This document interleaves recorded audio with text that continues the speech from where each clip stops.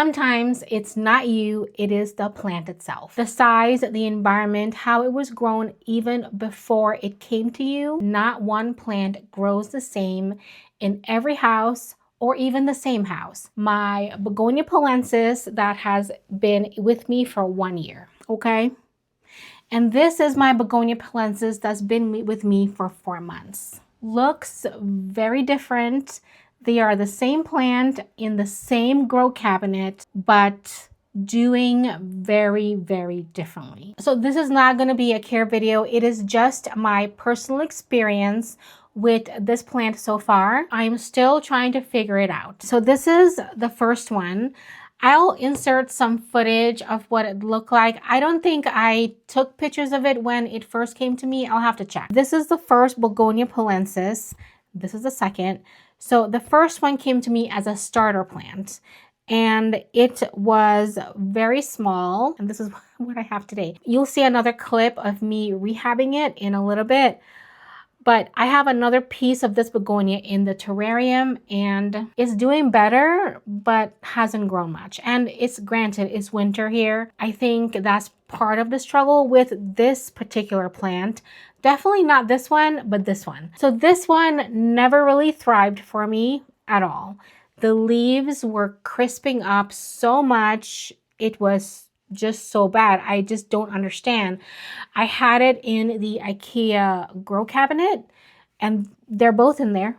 Both of these are in there. I'll have to find a date when I bought this one, but this one I bought in fall of last year. I mean, I did manage to keep this alive for a year. Although I'm so good at throwing away plants, I'm not going to throw away this one because this one is a plant I really want to learn from. And that is one of the things about plant care that I do kind of enjoy. I like to select just a few plants, not all of them in my collection, just a few to really troubleshoot and learn from it. This is the one I'm capturing this year. I am really looking to get to know this one. I have another one like this, the type of begonia, and it's in the grow cabinet, and that's another experiment as well and learning process. But this is the one I'm definitely looking to learn from. So we're going to keep all its parts until it dies. I mean, I could easily throw this away and not feel guilty, but I want to acquire some more experience with it. So what I've learned from these plants, I've learned mostly through trial and error. Okay, so 4 months ago, I purchased the second one, and this one was way more established. When this plant came to me, I think it had 2 or 3 leaves, and I mean, we've grown up since then and all the leaves look really, really good. There's a little bit of crisping that is over here. Right here, there's this one is crisping.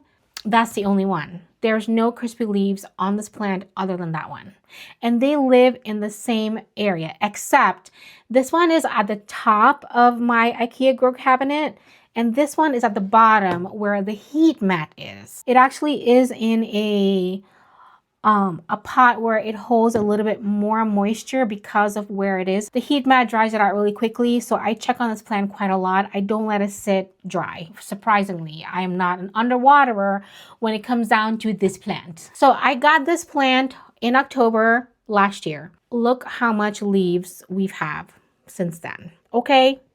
And look at the color. The color of the plant is so much deeper and beautiful and everything than this one.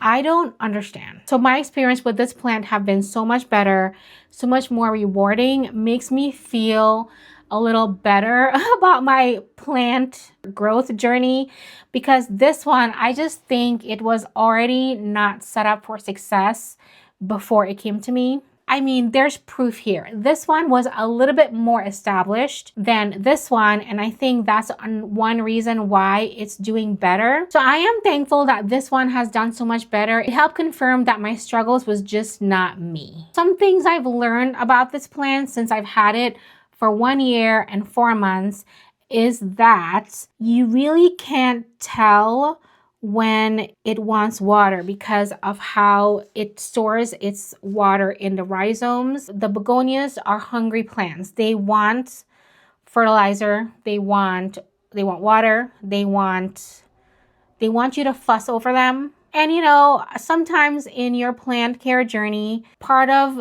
the hobby is fussing over your plants, you know, want to give them some attention. Begonias are definitely those plants that they want attention. Humidity was a big factor for these plants. Although this one has only one crispy leaf on the bottom, this one started crisping immediately. And I had it in the grow cabinet with high humidity. I should have put a dome on it. Maybe that would have helped. But I had a lot of crispy leaves. I do have footage of some time in my journey with the crispy leaves. I'll insert footage. But yeah, humidity was a big factor with this one. This plant will have to live in my IKEA cabinet. So that means it's going to have to be a managed plant. I'm going to have to prune it often and give it away. Because this is a sought after plant, there's actually, I can find it on Etsy still. There's still, it's like the Paulensis pop up, I would say 1 to 2 times a year on Etsy. And I just can't find it. And I think it just maybe a slow propagator is why I don't see it often. But we'll see, because we're going to do some propagation experiment with this one. So I don't think this plant will do well without high humidity. I feel that if I were to have this plant out in my room, it would not like it. I think it would appreciate maybe being out in summer, but even then, I'm just going to keep it in there. I'm sure the fact that this one had failed me was humidity issues and nutrient issues, but who's to say? I mean, the plant could have just came to me not well. All right, let's just move this one aside because we're talking about this one. The leaves on this one never deepened. It stayed lime green, and that is one of the things that when I got it, I was like, why is it not deep green? Because the Begonia Paulensis I've seen online is deep green and mine is not. And I just thought that was kind of my indicator. I think it wasn't well, but we're going to go back and take a look at when I rehabbed this one. And then we'll come back to this video and talk about this one and give it a repot. Okay, I was not going to film, but I just been in the repotting mood after I filmed. And I've not turned on the camera, but I think I have to for this one because I hacked up my Begonia Paulensis. So this is, I didn't get any footage of what it looked like, but let me point the camera down so you can see the hack job I have done. Sometimes I just get in the mood to repot and I don't turn on the camera, but then there's things that I feel would be helpful. So this is the Begonia Paulensis. I hacked it up and I cut off a few plants. So this is the main plant that I kind of cut up, and I got this one and this and this. So there's 4 plants in here, and these are, I know I can probably make another plant with these, but there's another one. Okay, there's a lot. Yeah, I don't really need to make more plants. Oh, this is another one. Gosh darn it, there's so much. Let's see if I can do this, because this is the main stem. I'm trying to make sure I see everything. So this is the main stem, and these are the plants that I collected. So what I'm going to try to do is put them all in here and see if I can get anywhere with it. But this is one of the problem begonias I've had. I don't know why I didn't record this, but there's just sometimes I just don't hit record when I'm working. Do what we can with what we have. I don't know if anything is going to come of this. I just want to secure it because I feel like it's going to go everywhere. And this is the most beautiful begonia, but I just cannot get it to grow. Let's fill it.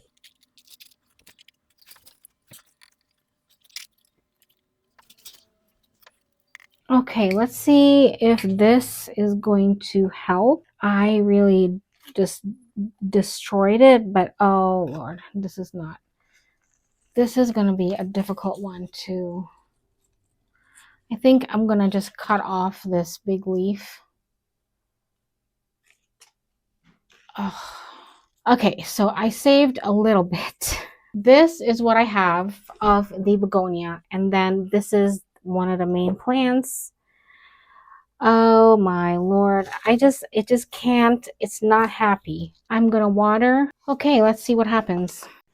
The second plant, on the other hand, came to me a little bit more established. Like I said earlier, it's just done well. And I think that was one of the things, is that when you buy a plant a little bit more established versus a starter plant, it just does better. I am the queen of getting starter plants. I hardly ever get an established plant. The one established plant I did buy was that Hoya Bella, and it was a terrible idea. And it wasn't me, again, it was the garden that did this, where they stuck cuttings in a pot and just sold it off. So this one, I knew it was more established. There was good roots on the plant already. And I mean, look at all the growth I have already. Might I say that I did a plant purge on the channel. I showed you some of the plants that was struggling in winter. Surprisingly, this is one that's doing so well in winter in my grow cabinet. It makes me feel so good that I do have a healthy, thriving plant in winter. So this type of begonia is a rhizomatous begonia. It means it grows from a rhizome. It's a thick horizontal stem that creeps on the surface of the soil or slightly below. The rhizomes store water and nutrition, and it does help the plant survive better than the other begonias I have, like the cane begonia, that need water quite a lot. This one does not need water as much as my cane begonia does. It's so different. The higher the humidity, the better, especially for the plants with the unusual foliage. Some of the rhizomes begonia can do well in terrariums. There are also many rhizome begonia that do well in 50% humidity once they're established. That's why this one did not do well. You can prune the plant to get bushier, but they kind of do a very good job of doing that on their own. However, to control the growth and control the pattern of where you want it to grow and how you want it to grow, you should prune it, or it's just going to grow wild. The rhizomes will eventually outgrow the pot. Either it will grow out of the pot, or it would hit the pot at the end of the pot and stop growing. It would stunt the plant from growing further. Well, you will have to repot that plant after that happens. That is why I gave this one a longer pot. So in case the rhizomes do get thicker, I was going to have it grow long ways. You can propagate these plants from stem cutting, leaf cutting, and just cutting it from the rhizome, and it would grow. That's what I did with this one. We gave it a little chop, and it is kind of growing. I did some leaf propagation with this one and stem, and then I cut the plant up and I put it in here. It's just not getting darker in color.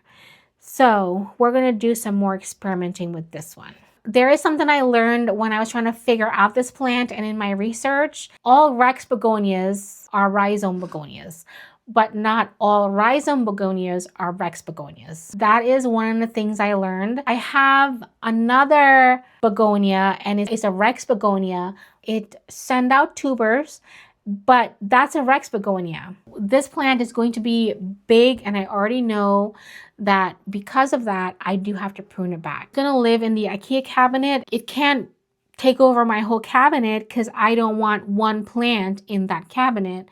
It's going to get pruned back. And that means I will either be giving away Paulensis cuttings or throwing it away. Let's see how big this plant is going to get. Begonia Paulensis is a hard begonia to find. I only see these listing of the Begonia Paulensis once or twice a year on Etsy. I've looked for it on other sites as well. I just can't find it. When I saw this one last year, I jumped on it so fast. I personally would not recommend buying a starter plant of the Begonia Paulensis. I feel like you would have better luck with a more established plant. And even if it has like 2 leaves, this plant grows really well and bushy. That would be fine versus getting a tiny little plant. You don't know if it's going to grow up well. So begonias are also known of getting upset when you repot them. So today we're going to repot it. There's a chance it's going to be mad at me, and I'm really hoping that's not the case when we repot it today. I will be doing a walkthrough of my plants at the end of the month, so you'll get to see an update on it. All right, so now we're going to repot. All right, so I'm not sure what to use. I don't know if I should use this pot or this one. I know that there's a lot of room in here, but it is a place where the begonia can spread out if it wanted to. So I don't know. Which one should I do? I guess what I'll do is once I unpot it, I'll make my decision then. All right, we're going to put this one in the cabinet because, you know, it's going to throw a fit. This will be a quick repot. All right, let's see what we're working with. I'm going to put the camera down so you can see what I'm doing so you don't miss anything. Okay, let's see what we're working with. I'm so excited to unpot this. Wait, I'm excited and I'm scared. Okay, look, I want you to see how beautiful this plant is. Look at that. I love this plant. I'm going to have to do a favorites video this month, and it's a video that I did not add to my content calendar, but I might have to do one. Those videos are really easy to do. Look at the stem. I love how fuzzy it is. Okay, I'm so scared. The stem can break so easily on this plant because of how thick it is. It can just snap, so I'm trying to be careful. The root ball is very warm. It's not cold. I'm just gonna do a little bit on the top. Take out some of the soil. Not a lot. I don't want to mess with the roots too much. I'm just not looking to get this plant upset at me. The roots on this one is not as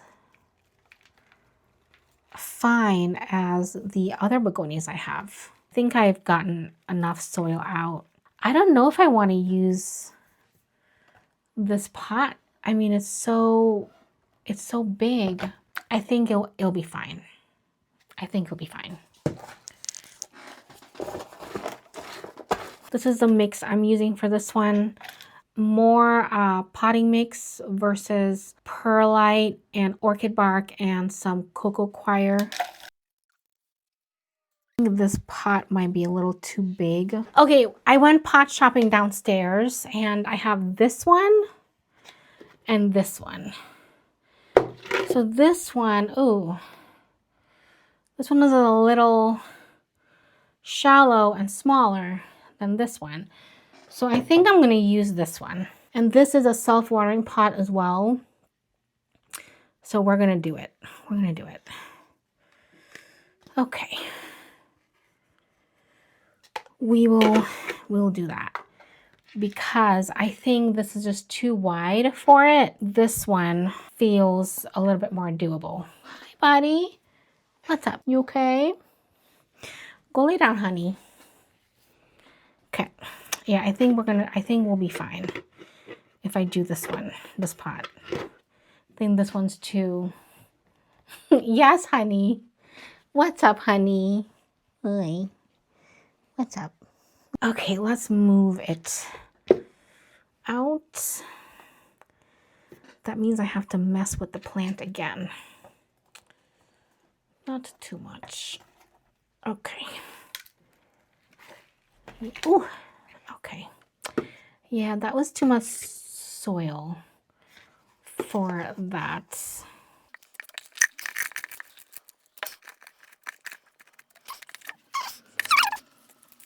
Gotta be so careful because the leaves can snap off this plant. Oh, it looks tons better. Yeah.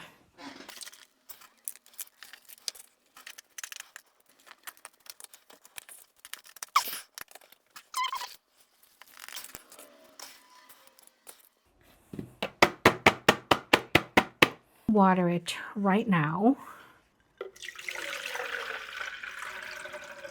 Okay, if you have this plant, what is your experience with it? I need to know all the things because the plant is difficult. This one, so far, not so difficult, but now that I repotted it, I'm a little scared. I'm a little scared. I don't know if it's going to do well. I don't know. I know that begonias don't like to be repotted and they just don't like, they want you to fuss over them, but they don't want you to touch them. It sounds like a little bit of my life. Fuss over me, but don't touch me. The Begonia Paulensis is also known as the spiderweb begonia, and it is because of the leaves. It looks like a spiderweb. Love it. And on the back, it has a red on it. Oh my gosh. It's also very fuzzy and very compact. So we'll see how this is going to grow in spring and summer. I'm really excited. I want to see how this does. Tell me your Begonia Paulensis experience. I need to know because I'm also still learning with this plant. Even though this one's doing a lot better than my last one, this one, I don't want to mess it up. Thank you so much for watching. Enjoy the rest of your day and always remember you are loved. Are you snoring? Just like that, huh? You're snoring. Yeah, you are. Okay, is there another plant I can repot since I'm right here?